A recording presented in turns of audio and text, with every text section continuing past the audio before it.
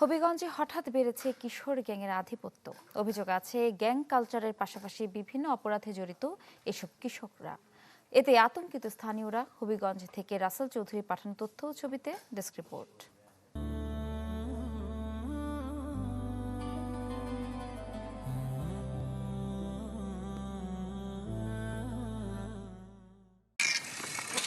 প্রকাশ্যে দেশীয় অস্ত্রের মহড়া কিংবা এলাকায় এলাকায় দল বেঁধে হইহট্টগোল।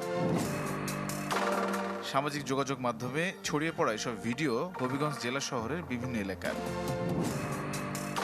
খোঁজ নিয়ে জানা গেছে বিভিন্ন এলাকায় এক্সআর ব্রাদার্স, ইউএনসি ও জেএসসিও ফ্যামিলি গ্রুপ নামে আতঙ্ক ছড়াচ্ছে বেশ কিছু কিশোর গ্যাং।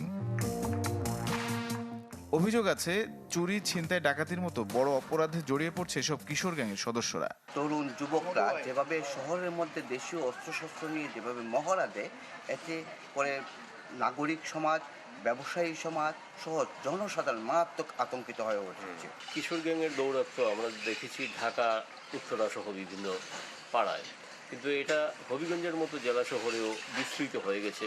এটা আসলে খুবই ভীতিকর, আশঙ্কাজনক।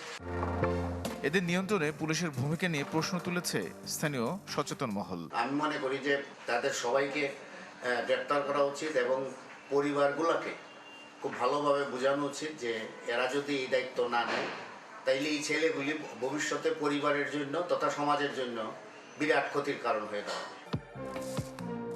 যদিও পুলিশ বলছে অপরাধ নিয়ন্ত্রণে তাদের তৎপরতা অব্যাহত রয়েছে। বেশ কয়েকটি গ্রুপকেও আইডেন্টিফাই করেছি, তাদের মেম্বারদেরকে আইডেন্টিফাই করেছি। আমাদের গ্রেফতার অভিযান চলমান আছে।